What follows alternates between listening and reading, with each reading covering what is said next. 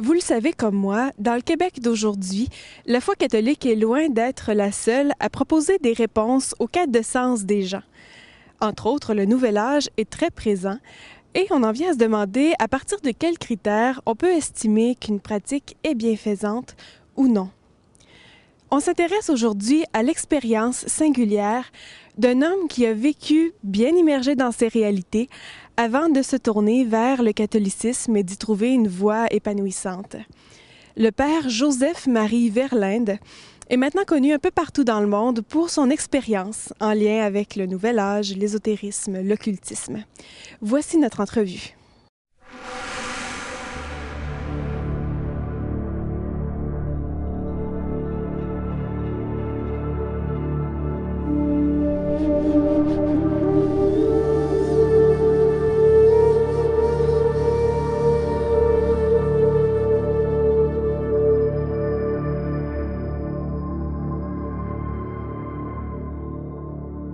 Père Joseph-Marie Verlinde, bonjour. Bonjour. Vous avez accepté de partager avec nous un peu de votre histoire de vie qui est tout à fait spéciale. Elle est spéciale et en même temps, que de jeunes vivent la même chose aujourd'hui. Je parle de ce que j'ai vécu quand j'avais 20 ans. C'était le grand boom de la révolution culturelle de mai 68. Croyant depuis ma petite enfance, j'ai été ébranlé dans mes convictions et finalement j'ai lâché la religion, disons, j'ai lâché la foi. J'ai cru qu'il me fallait lâcher la main du Christ pour trouver mon autonomie. Ne trouvant pas l'épanouissement que j'avais auparavant dans cette relation avec le Christ, j'ai essayé de me tourner vers une autre religiosité. Je me suis tourné vers les gourous des Indes qui venaient à ce moment-là envahir l'horizon culturel un peu de l'Occident. Et j'ai suivi Maharishi Mahesh Yogi, qui m'a pris comme son disciple et avec qui j'ai pu faire de longs séjours pendant 3 ans dans les ashrams de l'Haut Himalaya, où j'ai pu approfondir les techniques du yoga, les différentes techniques physiques, hatha yoga, respiratoire, pranayama, et concentration mentale, dhyana yoga, jusqu'à arriver à cette expérience, cette fameuse expérience du samadhi, qui est l'expérience de ce fameux soi impersonnel, où le je personnel disparaît dans une expérience de fusion avec le tout. Et aussi paradoxalement que cela puisse paraître, c'est là que le Seigneur Jésus est venu me chercher. Il faut reconnaître que cette expérience, tout en étant satisfaisante, pour une raison bien simple, c'est que si le je n'existe plus, je ne peux plus conjuguer le verbe souffrir. Je ne souffre plus puisque je n'ai plus là. Ce qui m'inquiétait, c'est que je ne peux plus conjuguer le verbe aimer non plus. Et ça me restait dans une certaine insatisfaction. Et c'est là que le Christ est venu me rencontrer, dans une expérience assez étonnante, puisque c'est un thérapeute qui passait par là et qui m'a simplement demandé, vous étiez chrétien, vous étiez baptisé, qui le Christ est-il maintenant pour vous? C'était la question qui est au cœur des évangiles, pour vous, qui suis-je? Et c'est comme si cette question avait réveillé la flamme vacillante de mon baptême, et que j'ai été mis en présence, mais par pure grâce bien sûr, j'ai été mis en présence, pour moi, sans l'ombre d'un doute, de la personne du Christ, qui me demandait, mais mon enfant, combien de temps vas-tu me faire attendre?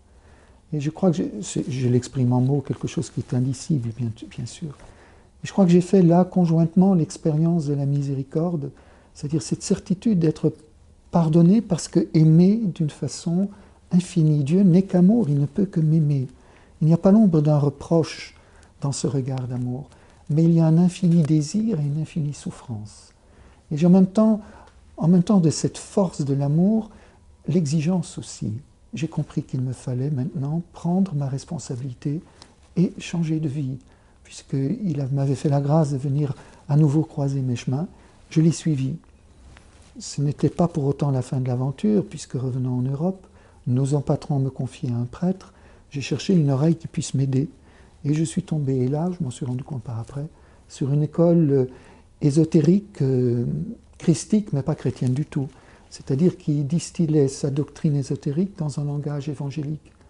Et le jeune converti s'y est laissé prendre.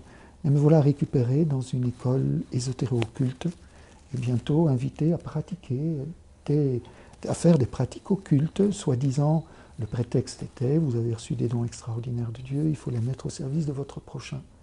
Ce n'est qu'après avoir pratiqué tout un temps ces pratiques occultes que le Seigneur m'a ouvert les yeux une deuxième fois. Il m'a fait comprendre, là encore avec une évidence, que j'étais en fait piégé par l'ennemi.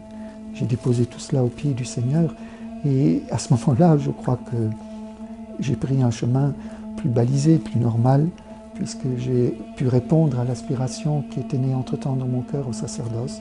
Et puis, je suis devenu moine et prêtre dans l'Église.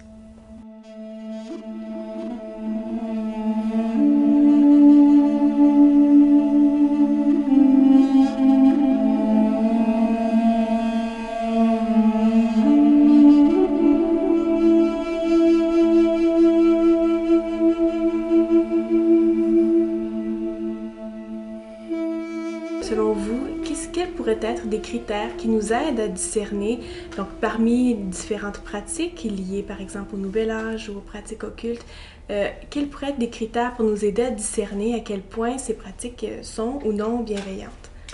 Alors je crois que le Seigneur nous envoie pour être les prêtres de la grâce, que ce soit le sacerdoce ministériel ou le sacerdoce baptismal. Nous sommes tous prêtres, mais prêtres de la grâce. C'est-à-dire que nous recevons l'Esprit Saint pour vivre de lui, dans la relation aux autres, la relation à Dieu, et dans une vie de service, de désintéressement, de don de soi. Comme Jésus à l'Eucharistie, voici mon corps livré, faites ceci en mémoire de moi. C'est pour les prêtres, mais c'est pour tout chrétien. Alors que nous ne sommes pas envoyés pour être les magiciens des forces occultes. Les forces occultes sont des forces de ce monde-ci, sur lesquelles je peux acquérir un certain pouvoir, mais pas en raison d'une capacité naturelle, en raison d'une alliance avec les esprits qui gouvernent ces énergies occultes. Elles sont appelées ainsi parce qu'elles échappent à toute saisie par la science classique.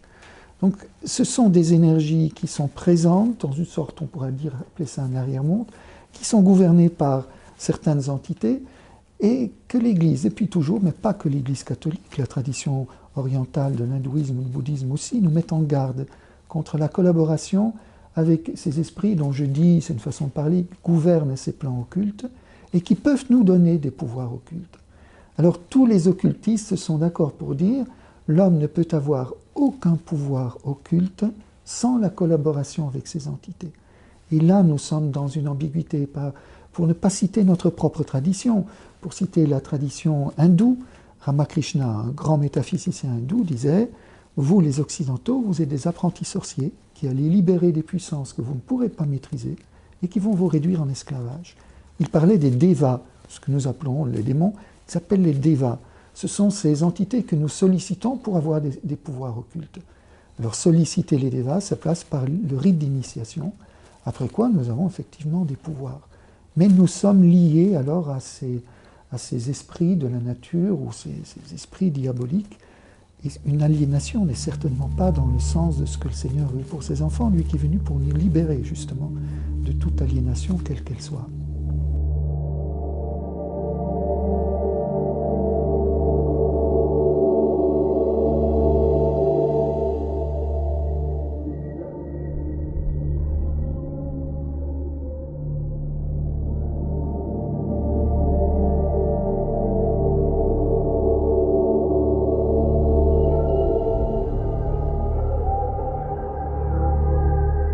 Quand on est conscient de ces réalités-là, une dérive possible est de vivre un peu dans la peur, dans la crainte de ces forces qui nous entourent. Qu'est-ce que vous pourriez nous dire à ça? Mais je dirais que les démons n'ont de pouvoir sur nous que dans la mesure où je les lui concède. C'est tout. Saint Thomas d'Aquin dit, mais je le dis avec mes mots, qu'après le péché originel, comme l'homme ne dominait plus tous ces domaines énergétiques, les dons préternaturels nous ont été enlevés. Donc, vivons dans le monde qui nous est donné. Et ne nous laissons pas entraîner par la curiosité à aller voir de l'autre côté. Mais dans la mesure où je ne m'ouvre pas à l'influence de ces esprits, ils n'ont aucun pouvoir sur moi. Et j'irai même plus loin, si un chrétien qui appartient au Christ et qui, pour l'une ou l'autre raison, par curiosité ou que sais-je, se laisse entraîner dans une pratique occulte, à participer à une séance de spiritisme, à aller consulter tel ou tel cartomancier ou que sais-je encore, S'il se dit après, j'ai fait une grosse bêtise là, alors effectivement, il a la possibilité d'avoir créé un lien, ce n'est pas impossible.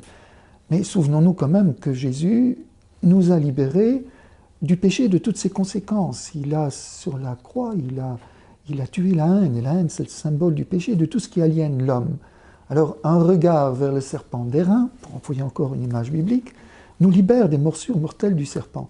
Nous avons un sacrement, le sacrement de réconciliation, dans lequel nous pouvons dire au Seigneur, Seigneur, je te demande pardon, je me suis égaré là, je n'ai pas observé ce que ta parole m'ordonne, parce que la parole de Dieu nous interdit, nous défend d'aller de toutes ces pratiques, qu'elles soient ésotériques, qu'elles soient occultes, spirites, etc. Donc si nous le faisons, nous transgressons la parole, nous nous exposons effectivement à non seulement une rupture d'alliance, mais au danger dont la parole veut nous protéger. Le sacrement de réconciliation nous permet de nous réconcilier avec Dieu et coupe les liens éventuels que nous aurions pu contracter. Donc il faut bannir la peur dans la certitude que le Seigneur nous a sauvés, sans avoir la présomption, bien sûr, de la mettre au défi, en allant nous aventurer par curiosité dans ces domaines-là. Merci beaucoup pour ces quelques moments précieux passés en votre compagnie. Merci à vous.